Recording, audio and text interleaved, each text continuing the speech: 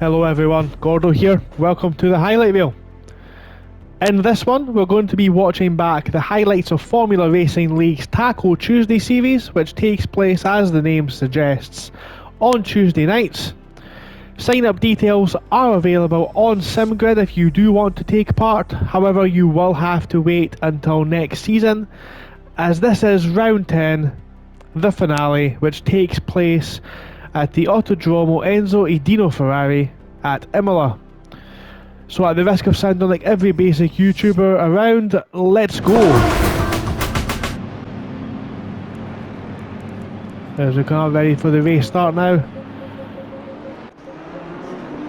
As we watch the leaders go, and we have two cars, 1 and 2 at the front, two BMWs as they're coming into turn 1. We have CCJ and Langdon side by side.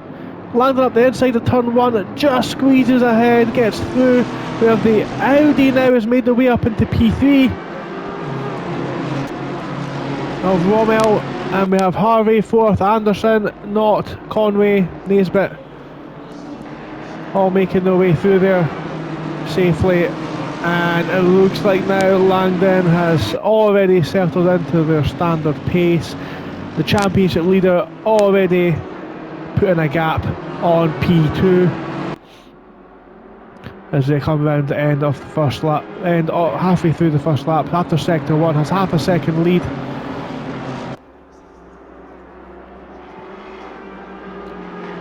Landon all the way around there. Lap 3, we have Conway attacking Knott in the Porsche. We have the Bentley just in behind. It looks like there's a little touch there into the braking zone. And there's a shunt there. There's a shunt from Misael Dogshaft has taken Conway off the track. It looks like we've got a couple of cars going through there. Mosquito and the Audi now going through as well. Conway moves over to defend from the car behind. That's a couple of positions lost there from Conway down into P12. Let's see that one again. Yes, it looks like there was contact with Misael Dogshaft there. And then Mosquito just making sure they have enough momentum to get that move done, and Conway able to defend from the BMW in there behind. Mosquito taking advantage of the error there, of the incident, getting themselves up a position. Lap 5. Captain's done a great exit out of the last turn. They're using the slipstream now to catch up with the McLaren driver in front. They pull to the inside on the brakes. Can they get the move done and stay on the track? Yes, everyone keeps on the track. His name is Watt, and the 134 Bentley has to get out of the throttle. It's now going to put them under pressure from the green liveried BMW in behind. I think that's Springbok Gamer. Lap 8, we have Anderson and Harvey battling now. This is for P4. Anderson just in front, and they've ran wide. The yellow and purple livery Mercedes has ran wide, and that's going to allow Harvey up into P4 now in the BMW. Anderson will be hoping to find that position back as they get a good run up the hill here, but I think the move's done. This is not normally an overtaking position. Springbok Gamer, Mosquito and Ryan all battering into the Villeneuve chicane. It's looking pretty tight with Gedman as well, and I think Anderson just behind there as well.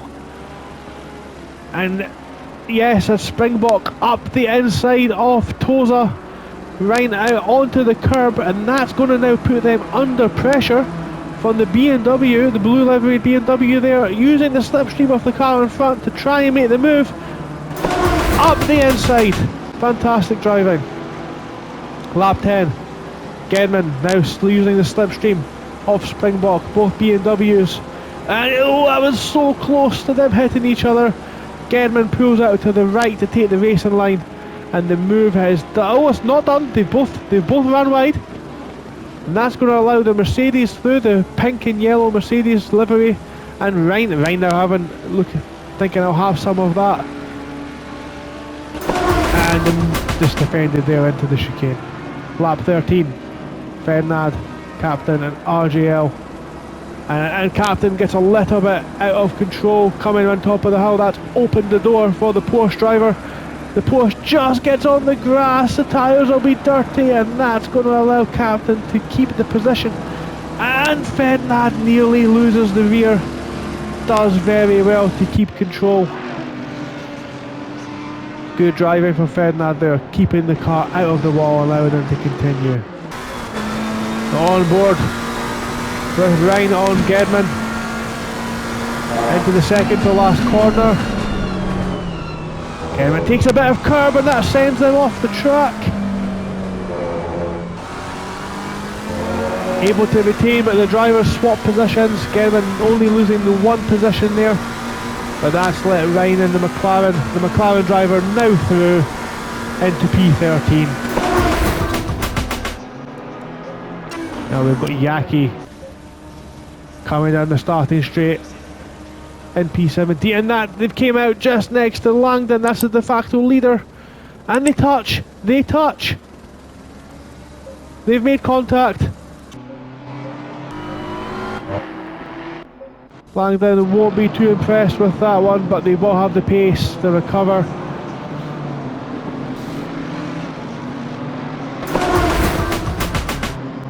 Lap 19. CCJ all over the back of Gedman now. Again, the two BMW M4s fighting it out on the track. Gedman gets a little bit out of shape on the exit. I think they know now they have to concede that position just as night begins to fall and the wind picks up here at Imola. The 147 BMW making their way through, runs a little bit wide but does have the momentum to keep going. So that's the end of the highlights package. Let's quickly go over the results. We have Harvey finishing P1, CCJ P2 by 3/10 of a second. That one was a nail biter. Rommel in the Audi finishes P3 to round off the podium. Special mention for Knott and Anderson, who tie up the Pro-Am class team championship for Taco Tuesday, and Langdon, after a disconnection, finishes P9, but also manages to wrap up the Pro-Am championship, the Drivers' Championship. So thanks again for watching, hope you've enjoyed this.